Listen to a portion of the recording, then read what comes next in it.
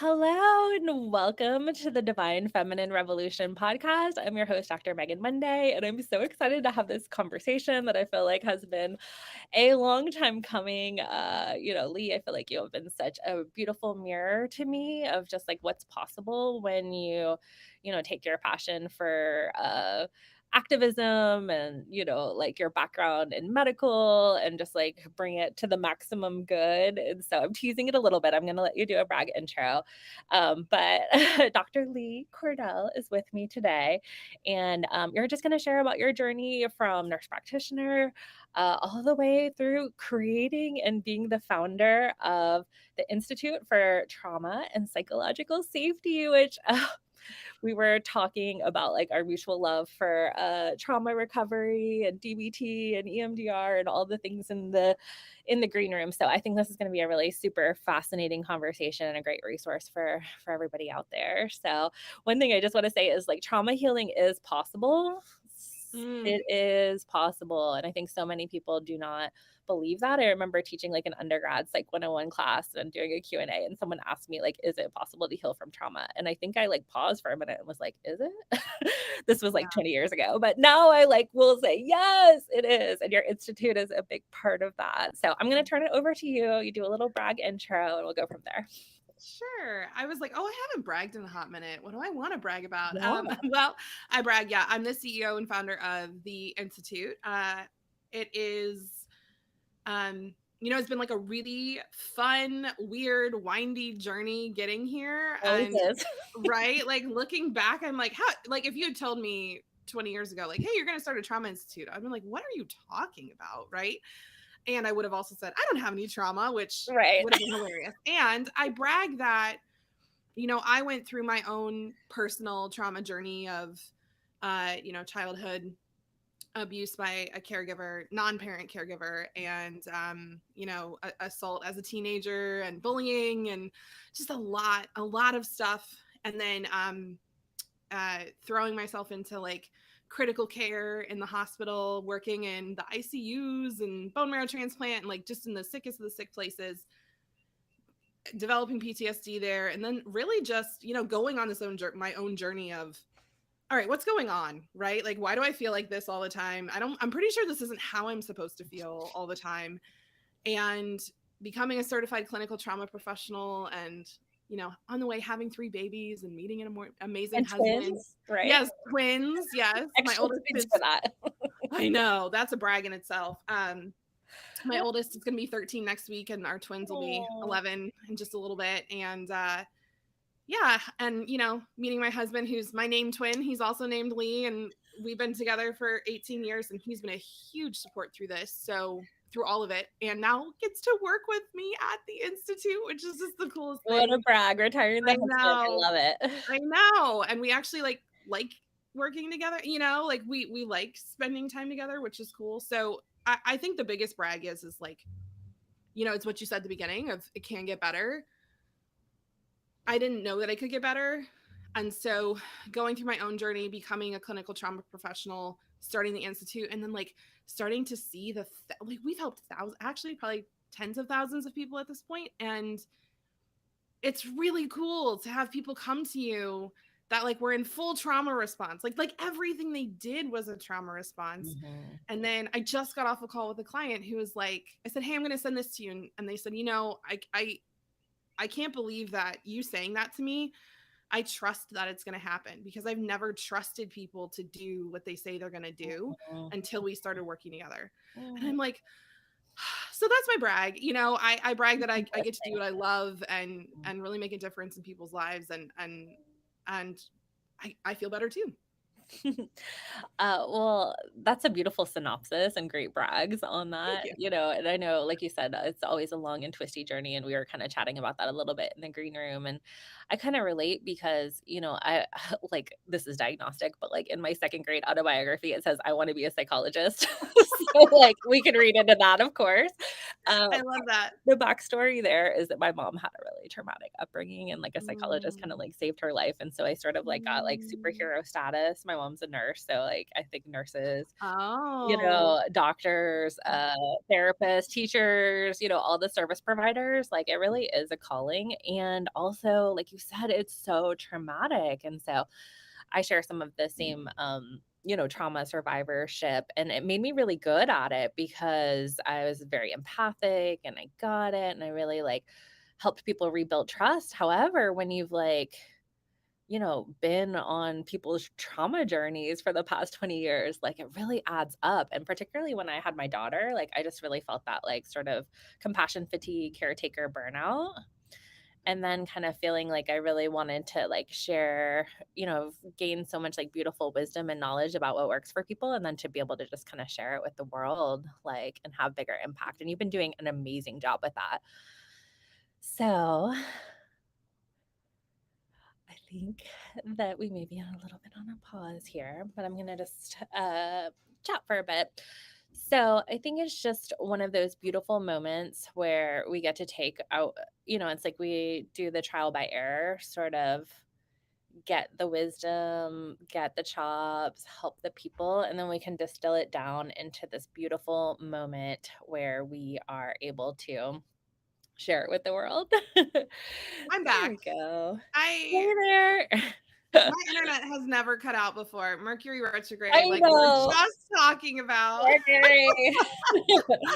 I know.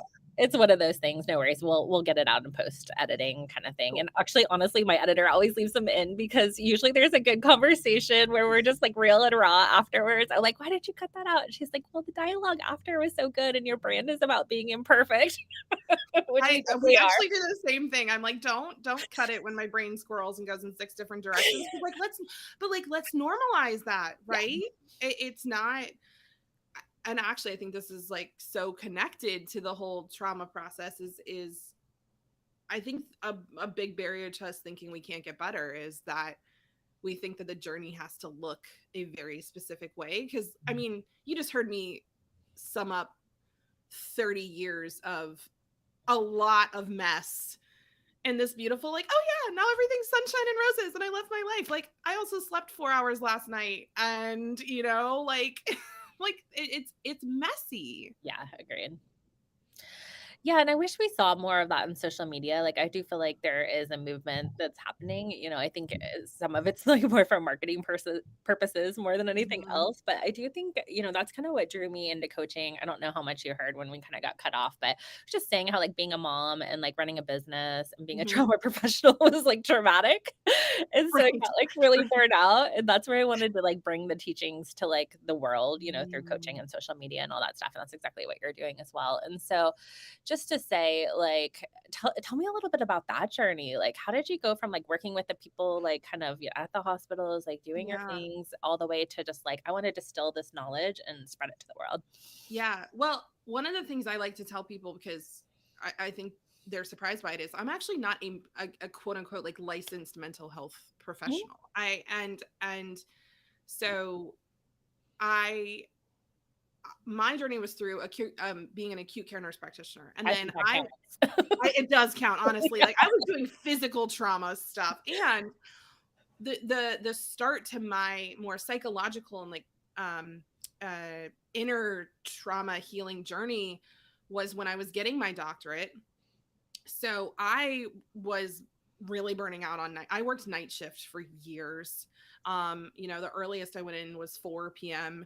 And oftentimes I was doing like, well, I would go in at noon if I was doing a 19-20 hour shift. That's when I would get to go in early. So, you know, I have 3 kids at home. I've shared this part of my story other places, and I have his consent to share it. But my husband had, some pretty significant mental health struggles as well, and a couple psychiatric hospitalizations at times after having our babies, because he was so sleep deprived that he became psychotic, because It will do it. it Yeah. was, yeah, depressed mostly, but like hallucinating because he was so exhausted, and no one talked to us about paternal depression. They just talked to us Mhm. about maternal depression. So anyway, That's way more um, common than you would think. So it's I so thank you for common. voicing that, you know, Yes. and I often say that I felt drunk because my daughter did not Yeah. sleep. Like, I didn't get good Yeah. sleep for 5 years, and I just felt, like, inebriated, not that I was, but just, like, cognitively, I was impaired because of the lack of sleep. Yeah. Yes, it was such a huge thing, and so, I'm working 60 to 80 hours a week, so Oh I my said, god. something's gotta give. Yeah. So that's when I, um, said, "Hey, I would really like to become a full-time professor and just do, a couple shifts a month in the hospital." And so I started doing, like, 2 or 3 19-hour shifts a month, which is still a lot of work, and then, working 20 to 30 hours a week as a professor, and part of, I got hired in on a Friday as a clinical professor, and I started my doctorate on Monday Oh, good because they were like, "Hey, you have to be on this track and our next one starts Monday. Are you in?" And I was like, "Okay." You know?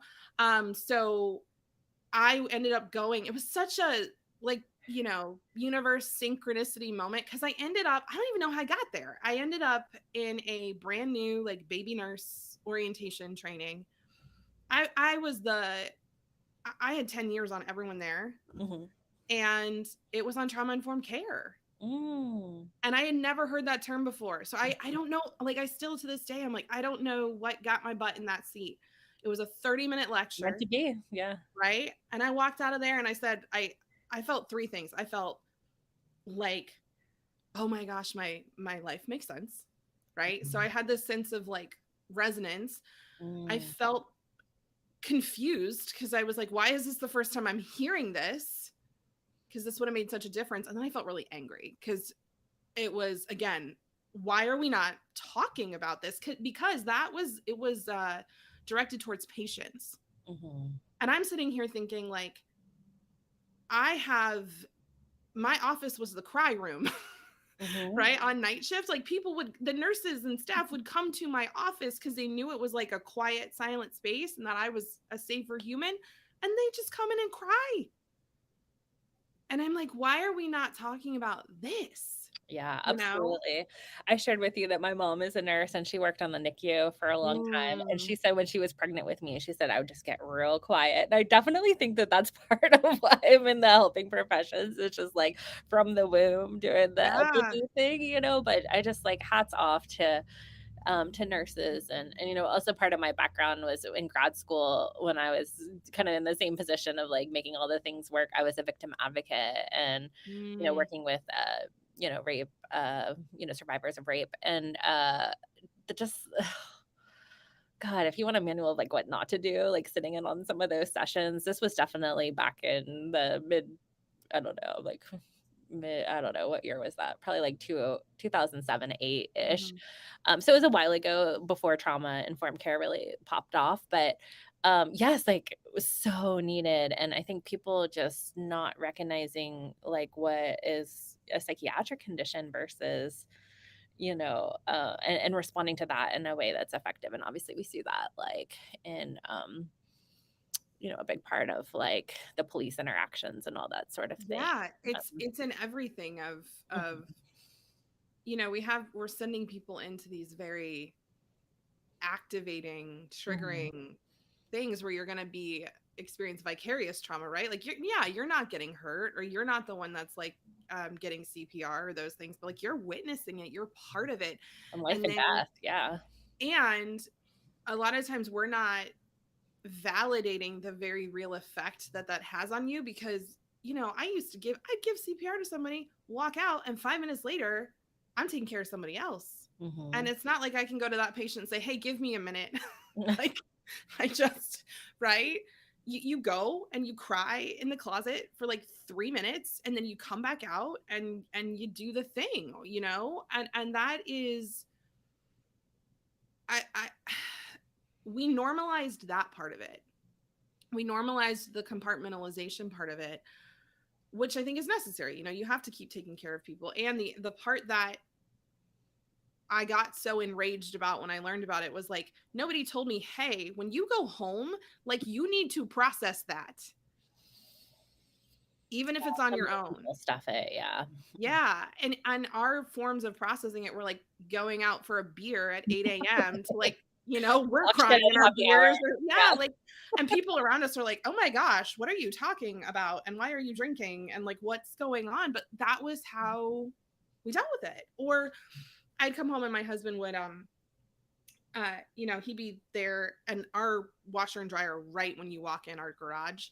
And he knew I'd had a bad shift. He knew if it was a traumatic shift. If like I came in, stripped off my scrubs, went, love you, and like went upstairs. Cause that was if you start talking to me, the stuff that's going to come out isn't going to be helpful for any of us. Absolutely. And so I think like just the normalization around it for healthcare providers, and then also just for everybody in general, like especially with the pandemic, that was it's in your face every single day. And by the way, also isolate yourself at the same time.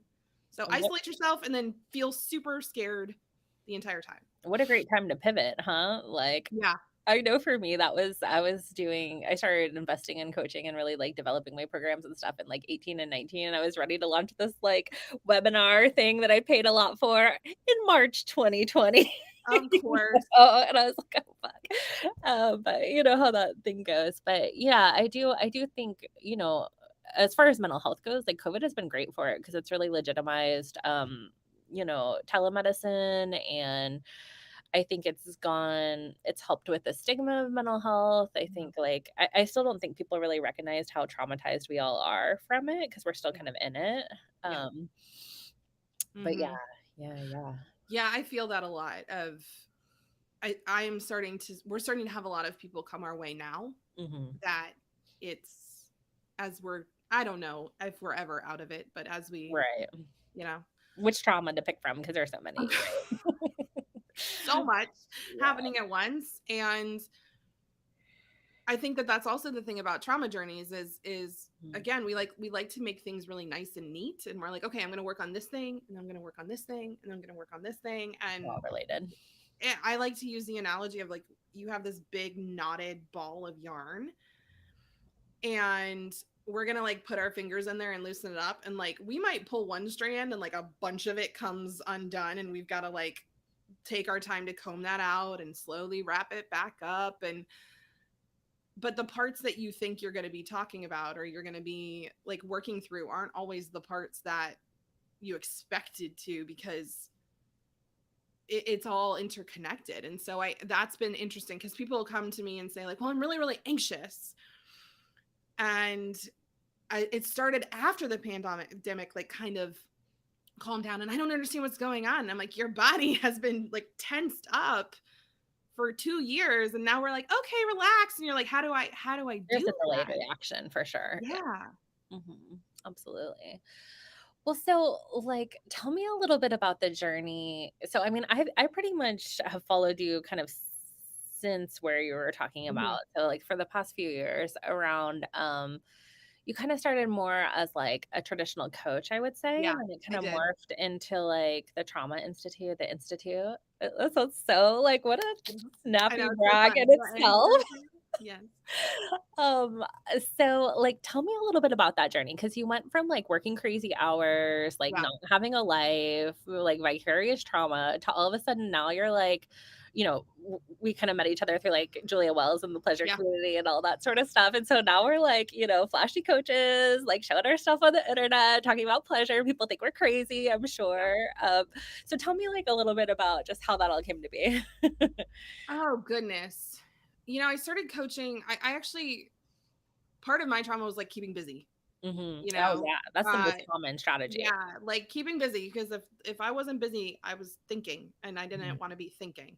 Agreed. So I I'm in grad school, I'm working, and then I was like, oh, let's just be a network marketer too. Why not? That's fine. And so I actually like grew a pretty successful network marketing company. I mean, we were in like mid four figures every month, which was pretty great Mhm. as a way to like be home more and let me stop doing so much overtime at the hospital. Yeah. And I met a woman, Sarah Cook, who love her. She was coaching network marketers at the time, and she was like, Lee, you are not a network marketer, you are a coach. She's like, the thing you love most about this is not selling anything. You love like people joining your team and being like, what do you want to feel? What results do you want? How can I help? Right. And I had never, I'd been mentoring and teaching. So I never like extrapolated that that practice or like that experience over to coaching. I was like, I don't know how to coach. And so I went through her program, and it really led me into this space of, wow, first of all, I can work my own hours. I can set my own schedule. I can be flexible. I can, if my kids need me, I'm good. Like I can be there for them. And it really also showed me that I loved entrepreneurship. Like it, and that I was good at it.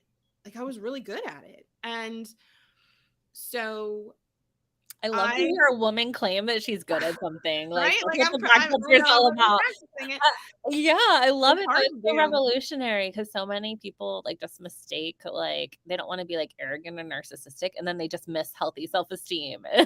You know? Yeah. So, I'm not like, I'm the best coach in the entire world and none of you can tell me otherwise. No, but like I was really good at it. My clients were getting results. I was enjoying it. Like I kept filling up my roster and then like raising my prices and filling up and raising my prices. And so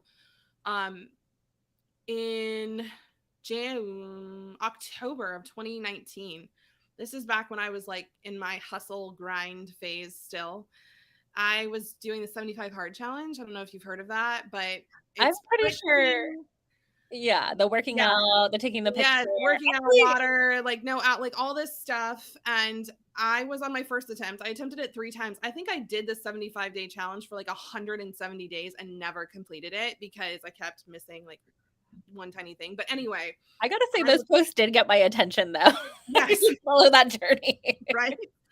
So it was a good journey to help me see like I can do what I've committed to, because that was something that was a wound for me. Can I be consistent in something, and can I know when to quit? Can I know when to pivot? So I learned both of those things through that, which was very helpful moving forward.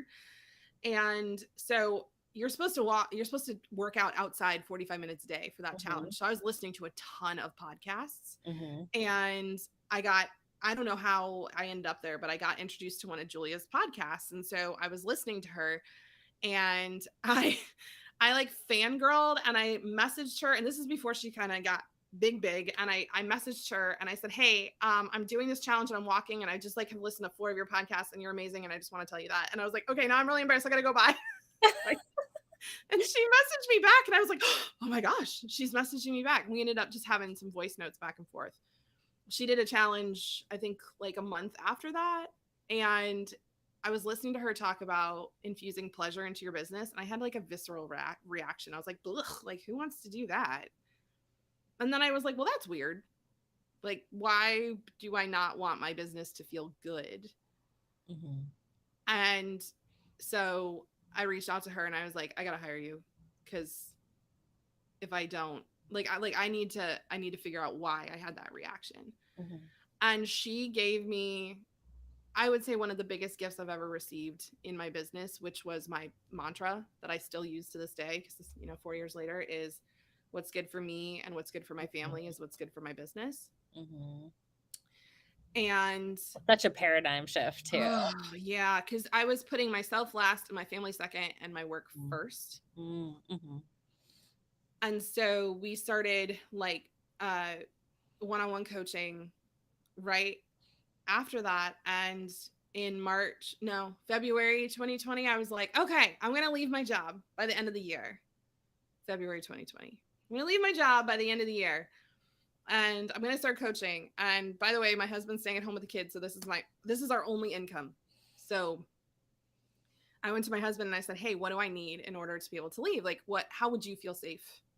And he's like, I need you to make X amount 3 months in a row. We need to bank this, and then we can do it. And he said, my only fear is like, what if he started this. What if some global thing happens, like this economic crisis, and the world shifts and people don't have extra money? And I was like, that's not going to happen. But like, if it does, we'll figure it out.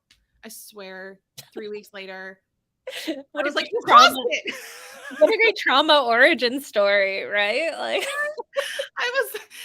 we joked. He's like, I caused it. And I was like, no. And I was like, well, maybe, I don't know, but no, you didn't. I said, but this is how it works. You claim a desire. And a lot of times the universe is like, okay, cool. You sure? no turning back. Right? You sure? And so I doubled down. In May, we had a like $54,000 month, and right, like sold out an entire mastermind. And then from there, for a year and a half, I ran entrepreneurial mindset, embodiment, business masterminds. We called it the Pleasure of Business.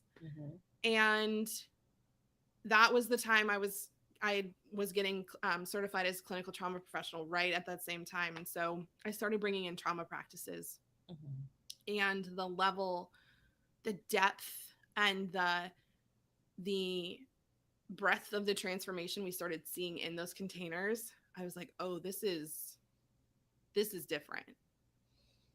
So then, more than what you set out to do. yeah. So then, I'm doing this. Things are working great. It's awesome. June 2021, we went on a family vacation, and I had a massive trauma trigger. 16 hours from home with my kids, and went into like a 4-day PTSD flashback of remembering childhood abuse, which I had repressed until that point. And so it was almost like I gave myself enough space and enough security for my brain and my body to go, okay, you can look at this now. And I call it like my dark month of the soul, because it was bad. And I am grateful now that I went through that, because when I have people show up on my doorstep with that, I'm like, I know how that feels.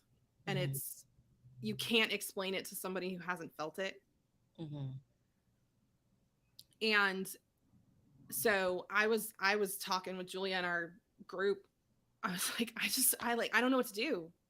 I'm struggling to even like run my business. I can't launch anything right now. I can't do anything. And I kept hearing, take space in my head and in my gut. And I was like, I don't know, but like, how do I take space right now?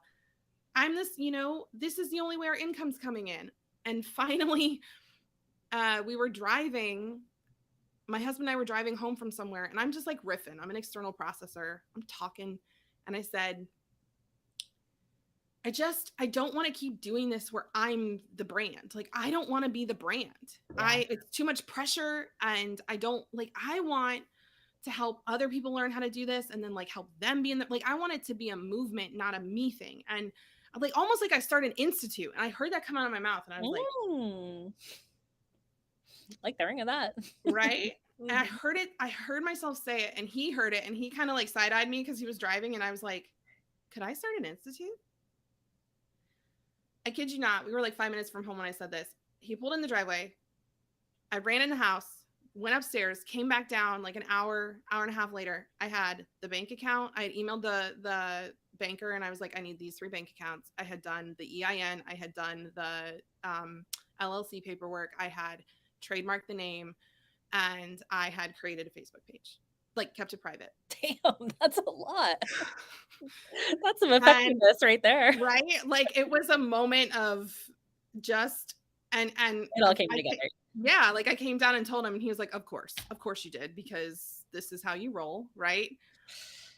And then it was like, okay, we're going to release 80% of our income. We're going to stop running the masterminds in November. And this was September. And I feel like I just like held my breath there. Like, I was like, tell me how that happened. I was like, we've got some stuff piled or, socked away if we need it. And I know this is the right thing. And so we spent about 3 weeks with team, like getting it ready. And we came up with a training and then like an advanced training. And when we launched it, we had 22 people be like, yep, I'm in like a week. Amazing. So we did like some people ended up falling. Things happened, and I would say at the end it was a $200,000 launch. Amazing. And so from that point forward, and it was such Is it a divine timing. certification or like what was Yes. it? Mhm. Yes. So we had a 9-month certificate program, and then it was an additional Mhm. 9 months to learn how to um like teach this to other people. Like you learn it and then you learn how to teach it to other people. And so it was like a layer on top. And we had 20 people sign up, 18 months. And the really cool part is that they started in January 2022, and this month our teacher trainers actually started doing their like practice, so they're in our spaces now like practicing with people, and they're amazing, and they're graduating in September, and then they're all coming to our, well, they're coming to a thing we haven't announced yet, but they're actually going to get to teach at one of our live events Mm. as like their graduation, which is just really exciting. So it's like it's cool to be a year and a half beyond that point now and just see like that's What just one piece. like beauty that you're putting out into the world to like empower those people, and then just like the ripple effect and all of that is just so exciting. Yeah, and I brag too that they're all like, okay, but when we graduate we have 2 questions, and I'm like, oh gosh, what? And they're like, one, can we create an advanced training? And I'm like, okay, like Yes, let me get please. on. I know, I was like, let me get on that. They're like, we want to do like deep dive weekends like you do and things like that. And I was like, okay, I can. They said, and two, can we come work for you? Mhm. And I was like, yes, please. And that feels cool.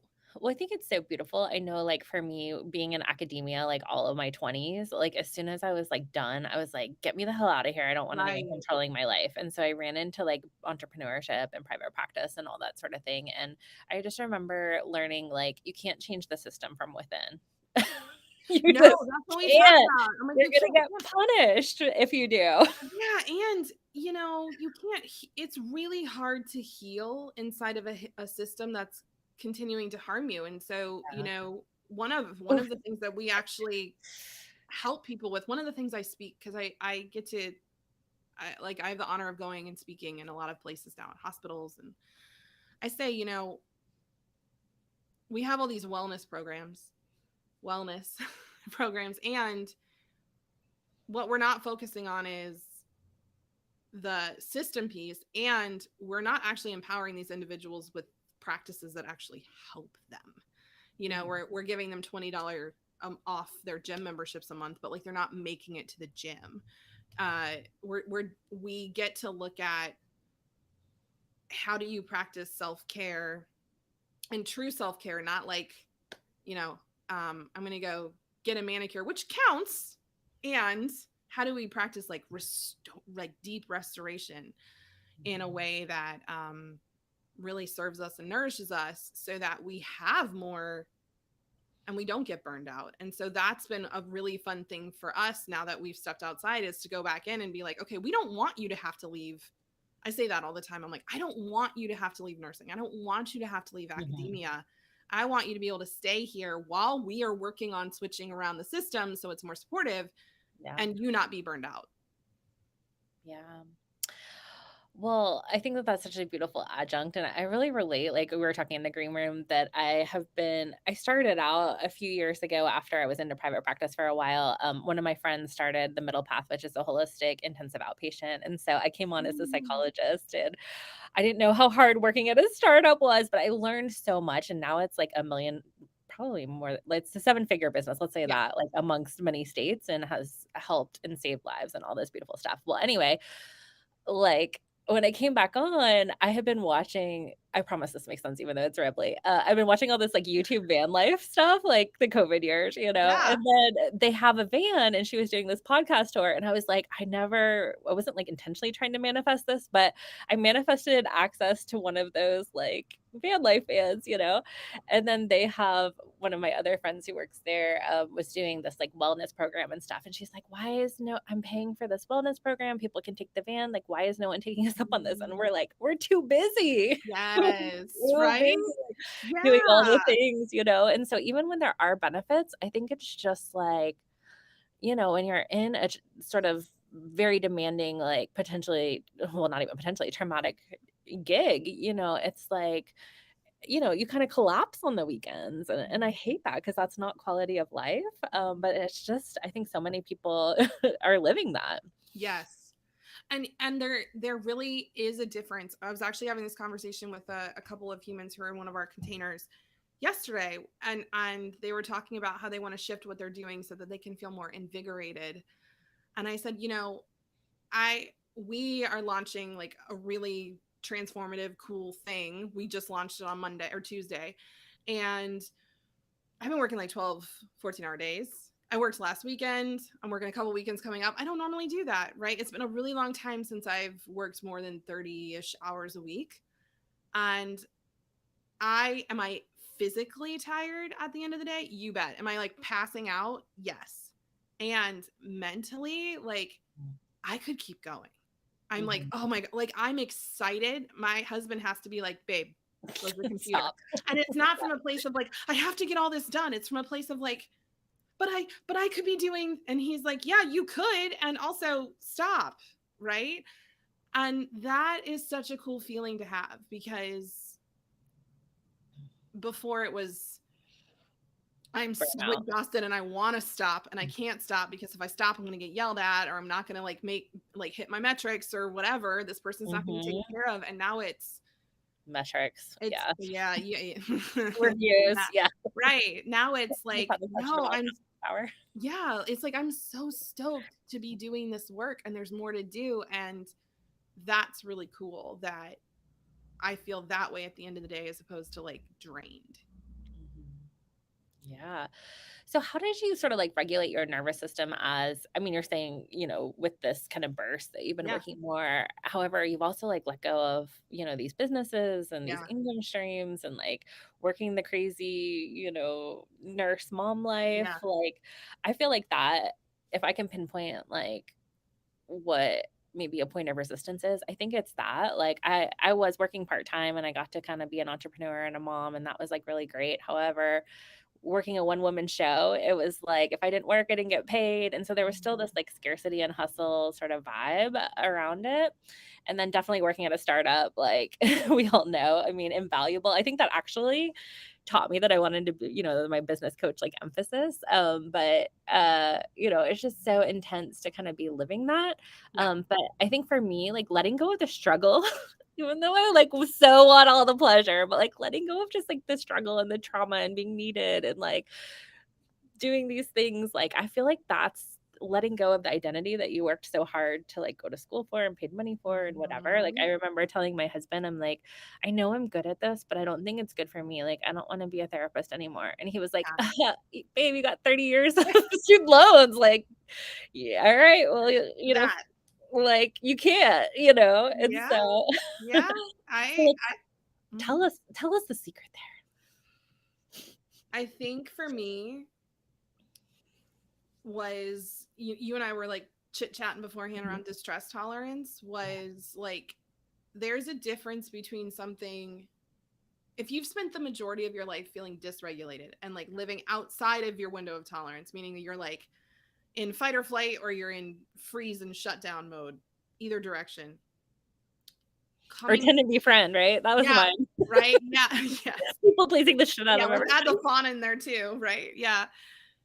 If you're in those states the majority of your time, Mhm, when you start to come back into that more regulated window of tolerance, that mhm. feels really weird to your body and it feels Right. scary. It feels threatening. Mhm, And so that's the question I always ask myself now when I start to feel that like tension come in, is this thing activating me?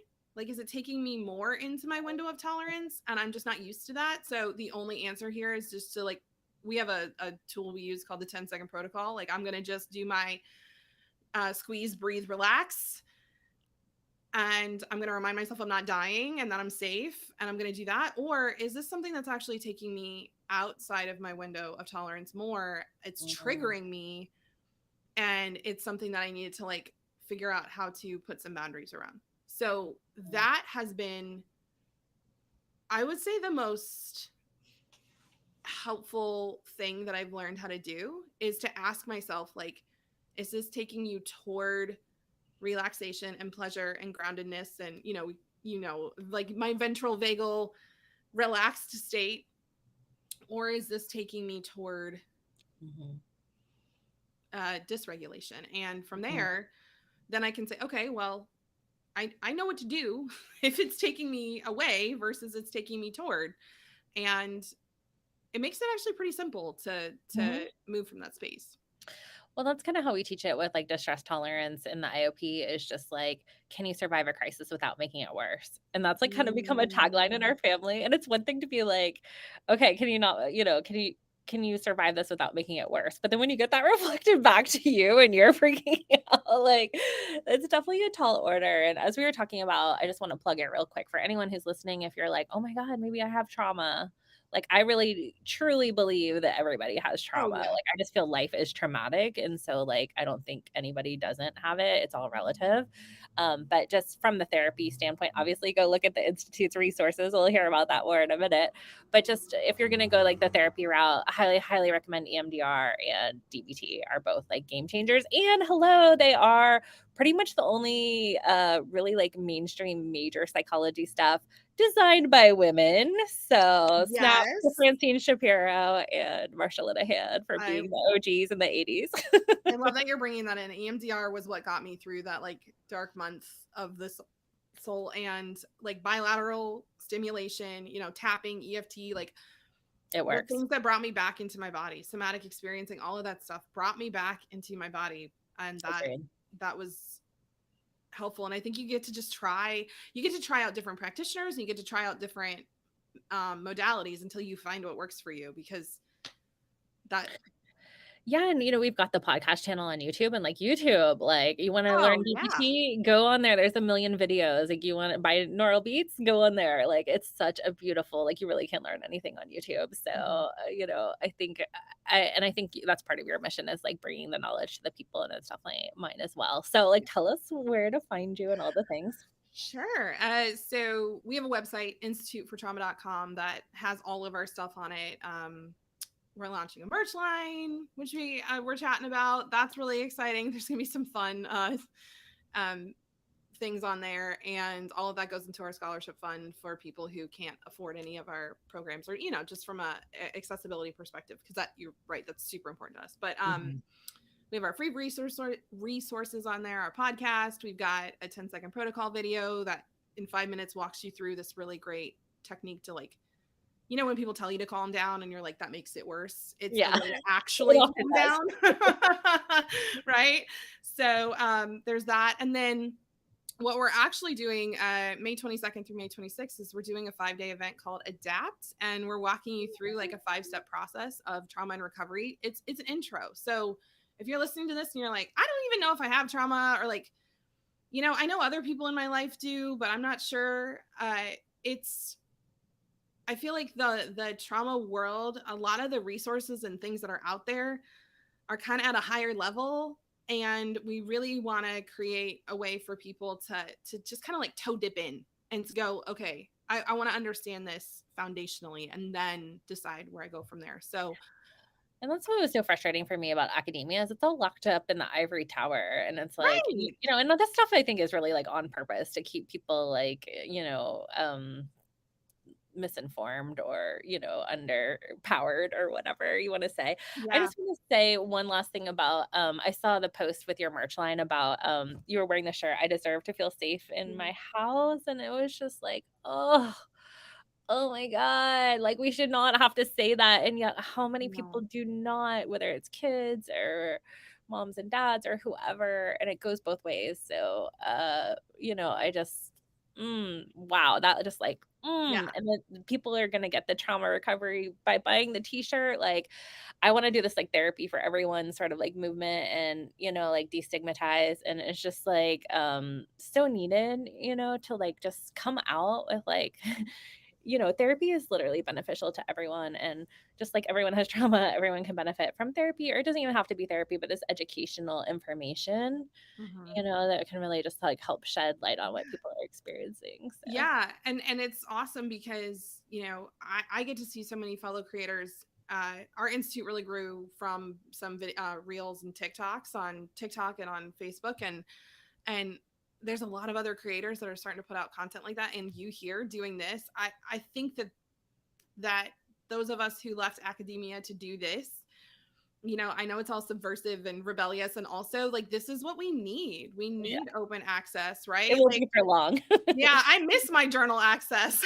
I know, and it's so funny because my therapy clients, they'll quote the text, like, when they have something go down, they're, like, Yeah, reading you the, like, play by play of it. Well, they're also like, "Oh, I was watching this TikTok video, and it helped yeah. me realize I have attachment issues." So, like, I just think it's obviously when we're consolidating, like, complex things into, like, a sound bite, it's that's what I struggle with the most Yeah. writing stuff because I'm like, "Well, I'm dialectical, like, it's so this, but it's also this?"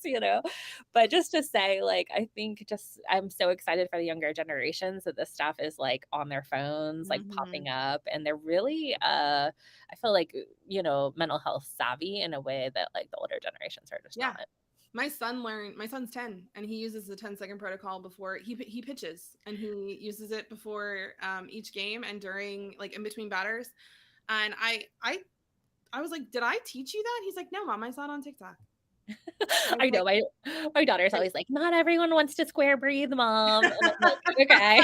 I know. I was like, "I love that you wouldn't listen to me say it in our own home, but you Yeah, watched but me say TikTok told it you. Yeah. where I'm, you know, where I'm cool," which that inherently made me uncool saying that. But Yeah. yeah, anyway. Hilarious, awesome. Well, I would love to have you back on because I know there's like we could probably talk for hours about all of these things. But thank you so much for sharing your story, and it's been so inspiring to just watch your journey and the evolution of it. And I know that I'm kind of in the midst. I don't know that it's an institute, but like I definitely feel like there's such just like a huge, big soul mission that's happening for me. And it's just really beautiful when you have like someone that you don't even know that's like mirroring you in a powerful way. So it's so great to like actually talk to you and get to hear your story and interact and everything. And I'm really excited about your retreats, and you've got so many amazing things going on. So everyone go check out Dr. Lee Cordell, and we'll see you all next time.